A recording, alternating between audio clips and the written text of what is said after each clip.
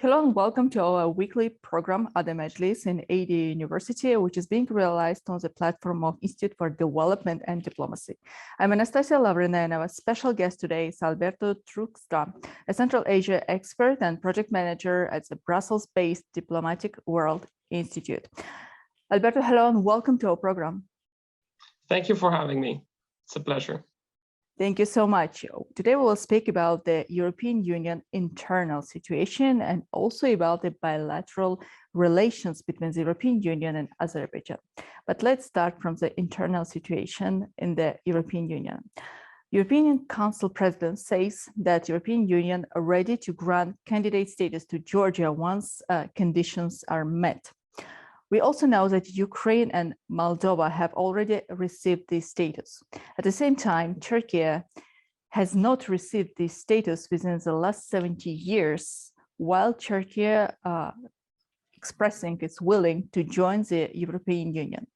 So tell us briefly what's happening now inside the European Union, considering all of that situation around Ukraine, and how this current situation may affect the Turkey-European Union relations. Indeed. Well, for Ukraine, the symbolism of having a perspective of a European Union future is important, but it could also create false expectations. Indeed, as I saw a recent poll published by the Kyiv Post showing that close to 70% of Ukrainians expect to join the European Union within the next 5 years. And unless the European Union drastically rethinks or changes its membership admission criteria, many in Ukraine are certain to be disappointed because a period of 10 to 20 years is much more realistic here. And there's also some unease, especially in the countries in the Balkans, among candidate countries in the Balkans, due to the sense that Ukraine is leapfrogging over other countries that had a much clearer pathway to your European Union future. And as for Turkey, of course, it's still formally on paper a candidate for accession. Of course, the talks are at an impasse and both sides need another ways to revitalize the relationship. Of course, Ankara has at the moment no credible prospect of membership in the near future. And the best option, I think, is to modernize the 1963 association agreement, the Ankara agreement, as the main framework for fostering rules-based cooperation and shoring up the normative foundations of the Turkey-European Union relationship. This agreement, nearly 60 years old and not designed for 21st century realities, of course. And it is this document rather than an accession framework that should be the foundation of relations in the near future. And also both sides should work on a positive agenda. This has been expressed by both sides, working on low-hanging fruit. And here we're talking, for instance, on Turkey-EU high-level dialogue meetings. Both sides, have established high-level dialogue meetings between related Turkish ministries and European commissioners on economy, energy, transport, and other topics. They were suspended by EU side, and later on, EU decided to have new high-level meetings on climate change, migration, and security. And therefore, it is important to hold all these high-level meetings, both old and new ones, to revitalize already established mechanisms between Turkey and the European Union. So it seems that the European Union is interested to enlarge the scope of cooperation with Turkey in any different spheres. It considers also energy, as you mentioned, economy, migration crisis, which is still actual. It seems that two sides are ready to prolong the way of cooperation. Yes, absolutely. I think there's a pragmatic intention from both sides to work on deliverables. And this means on really working on areas that can bring concrete outcomes. And if I may add another area, that's the customs union. Turkey already implements EU trade and competition policy in line with Turkey EU customs union, and no other EU candidate country has a customs union with the European Union. But it dates back from 1996, if I'm not mistaken, and it needs to be updated. Updated version needs to include services, agriculture, energy, maybe other areas. And as Turkey and European Union economies are so interdependent, modernization of this customs union is really a win-win situation for both sides. So do you think that this decision of the European Union to grant the candidate status to Ukraine and Moldova, and probably to have the same position for Georgia in the future, it will not affect the relations of the European Union with Turkey?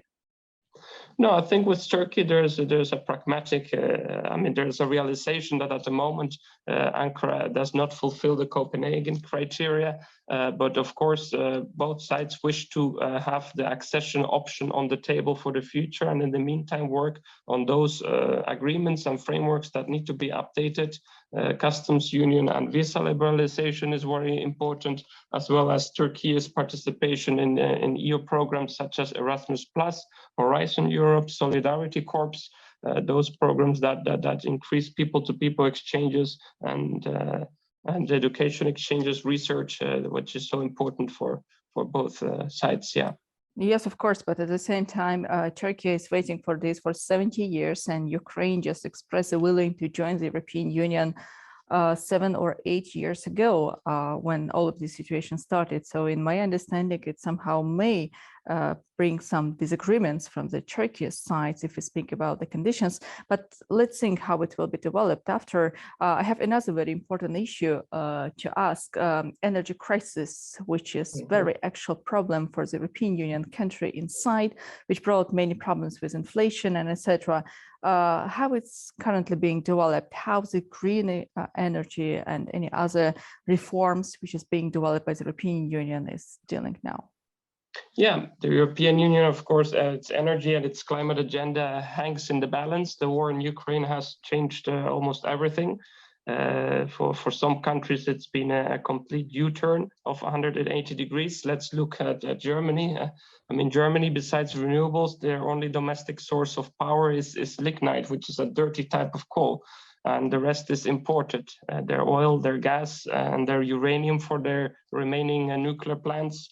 And before the war, Russia provided a third of Germany's oil, around half of its coal imports, and around half of its gas. So some countries are in a very tricky situation.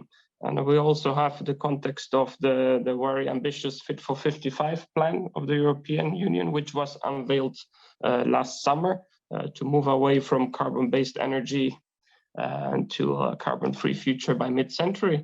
And also this year, we've had the Repower EU, which aims to end dependency on Russian fossil fuels by 2027. So at the moment, the European Union leaders are facing three simultaneous challenges. It is the reduction of energy dependence on Russia, the building of new partnerships with third countries to protect European energy security, as countries like Algeria, Qatar, and Azerbaijan, and implementing the Fit for 55 package to bring the European Green Deal really to life. And of course, all these simultaneous efforts have led to a spike in energy prices in Europe, inflation, and they will require so much investment in infrastructure and the welfare support for struggling households, business, and substantial diplomatic and political capital. And many member states at the moment are prioritizing short-term energy security above decarbonization. So it's quite a dilemma for some countries, actually. How the cooperation of the European Union with Azerbaijan can help to deal with the current situation with energy crisis, and not only?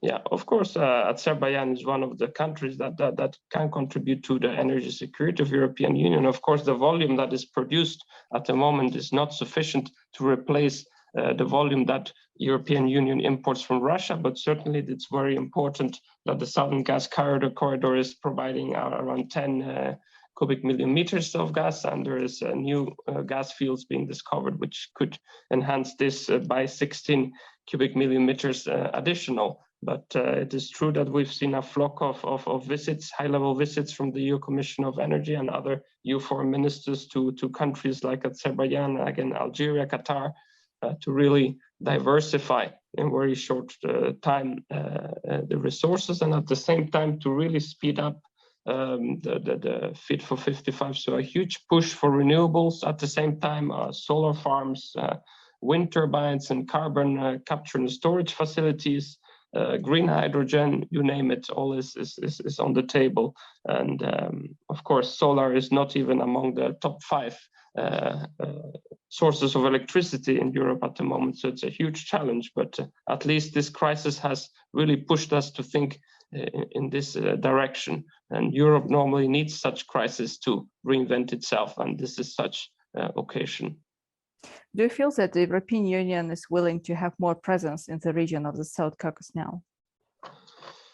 Well, yes, the EU is trying very hard to fill a vacuum, at least in the post-conflict phase, to push forward peace negotiations. We've seen the president of the council, Charles Michel, which has invested a lot of his own political capital in the process. Representatives of both sides, Armenia and Azerbaijan, have met regularly in Brussels since December 2021. Of course, every summit needs some sort of deliverable in order to keep the momentum going. Last one was in May 22nd here in Brussels, and this was with a significant breakthrough of the establishment of State Commission for the boundary, for the demarcation of boundaries between the both sides. And the next meeting is planned for July and August. So the process is ongoing and the momentum is there. And of course, we have a new EU comprehensive agreement with Azerbaijan coming up. Both sides expected also for this year. And there's also many other areas where the EU and Azerbaijan are collaborating at the moment. We can mention demining. It's just a huge problem in Karabakh region. 1 million mines, I believe this is the figure. And European Union is the second largest donor in the world for mine action removal. And it is also one of the highest foreign policy priorities linked to the 2030 agenda and environmental strategy. So these areas certainly are going to be high on the agenda. And the last one is, of course, connectivity. We see increased importance of the middle corridor to avoid supply chain disruptions, to ensure the smooth trade between EU and Asia. We need a huge investment in the middle corridor, not only in the hard infrastructure, but also in the soft infrastructure, which is where European Union has a lot of expertise, a lot of technical expertise, and to increase the capacity of this corridor, Trans-Caspian or middle corridor. Yeah.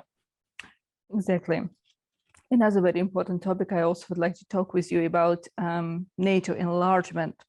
Sweden and Finland, it was a big question. Turkey has some conditions, and it seems that Turkey, Finland, and Sweden signed an agreement paving the way for Finnish and Swedish NATO membership.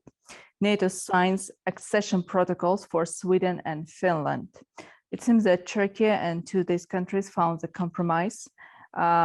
Again, we are speaking about Turkey, but my question is more about the internal situation within NATO, its enlargement, and how it may affect the policy of the European Union, your personal expectations and the prognosis, please. Yeah.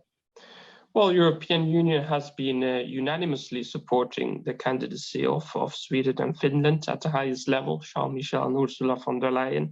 I think this was a no-brainer that this would happen, and a great diplomatic victory that a compromise could be found with Turkey. This has driven home the reality that defense matters, that security matters. And I think this enlargement of NATO is the trigger that NATO countries needed to elevate their defense spending to 2%. Many countries over the years have failed to do so, despite repeated suggestions from Washington and other countries that defense needed to be ramped up. But I think we finally have a situation in which countries are taking defense security seriously, and that the 2% will be achieved by most NATO member states in the very near future. Well, let's see how the situation will be developed. But in your personal opinion, how quick Finland and Sweden may become a member of NATO? How much time it will take? The ratification process, I think, will be rather quickly. I mean, there's been a rush of countries which ratified their accession in the first week after the NATO summit. I believe Estonia, Netherlands, a few others. I think some might be a little slower, but I think within a year, all parliaments will have ratified it, and they will be full-fledged members of NATO. And the final question I have, joining Sweden and Finland to NATO, how it may affect the policy of military alliance, NATO? Of course, the threat perceptions will change. I mean, of course, Russia has made it clear that this is the case. If Sweden and Finland would join, of course, that will depend on how many troops will be stationed along the borders. I think it was not for Russia an existential threat that these countries are part of NATO, but it will depend on the practical courses of action that these countries take in terms of stationing of troops and military buildup along the borders with Russia. And I think NATO would be well advised not to contribute to any escalation of the conflict as it stands already, and to be pragmatic in this regard vis-a-vis Russia, because to bring the peace in this continent is a work from both sides, actually. Exactly. Peace is the most important thing we have to think about.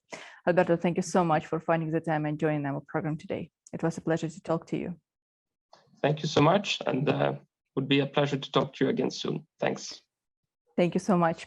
Just to remind, you watched Adem Meclis program on the Institute of Development and Diplomacy in ADU University. Our special guest today is Alberto Turkstra, a Central Asia expert and project manager at the Brussels-based Diplomatic World Institute.